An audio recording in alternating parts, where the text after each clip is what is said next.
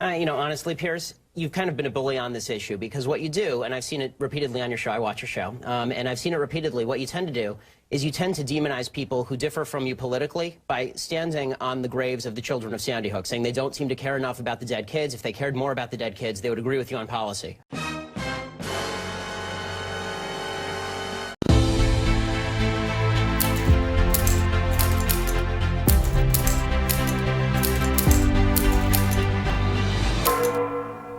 I rise today in support of our Second Amendment, the greatest freedom that we have as Americans and a right that people all over the world wish that they had.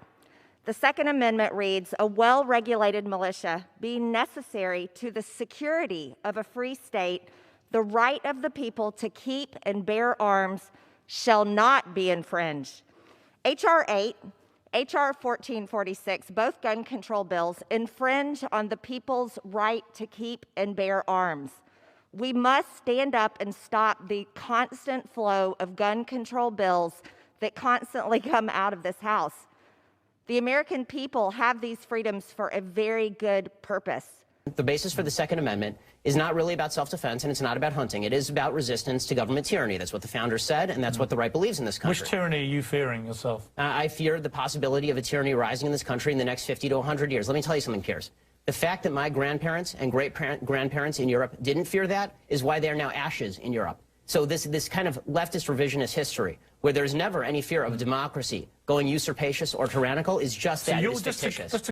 Did you enjoy that part? If you did, then give me a like. None of those criminals signed up for a background check for their guns. None of those criminals considered that they needed a waiting period before they used their firearm. And none of those criminals cared about any of the laws on the books when they shot people. Criminals don't care about gun laws. Criminals just don't care.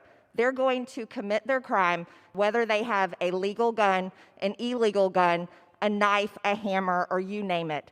They're criminals. They break the law.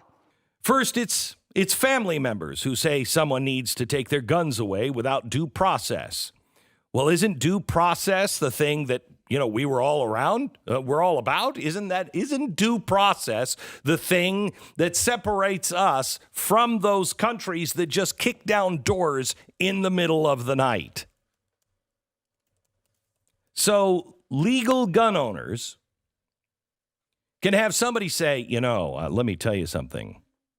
Let's say you have family members in, I don't know, Portland. Are you even talking to your neighbors in Portland?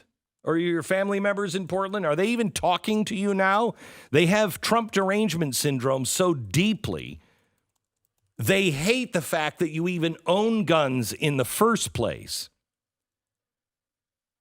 They hate the fact that you have them. They hate the fact that you don't think like them. You are one immigration argument away from them calling the feds and saying you shouldn't be allowed to own guns and should have them taken away. That's what we're really talking about. But these bills do nothing to stop the bad guys from illegally purchasing guns or to reduce gun violence meaningfully. Instead, they punish law-abiding gun owners and arbitrarily deny Iowans their Second Amendment rights. H.R. 1446 allows the government to delay the sale of a firearm for an indefinite amount of time. H.R. 8 infringes on the rights of law-abiding gun owners, criminalizing everyday transfers of guns between friends, family, and neighbors, including lending of weapons that were obtained lawfully. Thank you, Madam Speaker. I rise today in opposition to this rule, as well as H.R. 8 and H.R. 1446, a.k.a. the legislation to deny Americans their Second Amendment rights. Common sense and data tells us that these bills will do nothing to prevent criminals from obtaining firearms or stop mass shootings in the United States.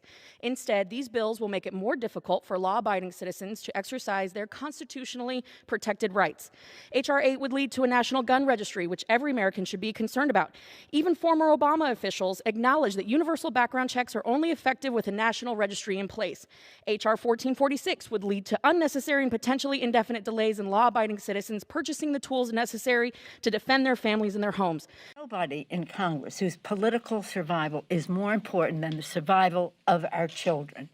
And particularly for our young kids. So no more hopes and prayers, thoughts and prayers. Thank you for watching that video. If you like that, remember to give me a thumbs up and subscribe right up here. For other great content, take a look at our recommended video over here and see our playlist right over there. Remember to go to www.dustyfriday.com for great memes, news, videos, and my podcast available on all major platforms. Thanks, and we'll see you on the next one.